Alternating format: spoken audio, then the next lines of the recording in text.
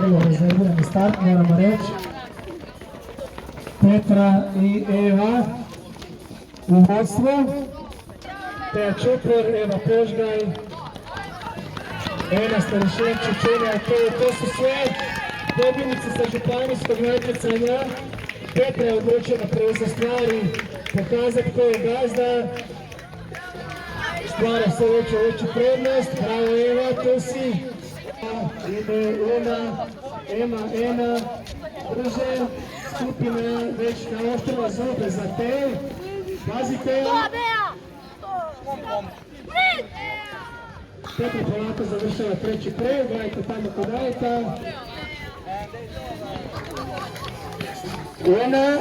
Ona poviš drugo mjesto, bravo, Eva Požgaj treće, četvrto mjesto Ema Stališinčić, peta Ena Bukovšek, a ovo je povorka, hod.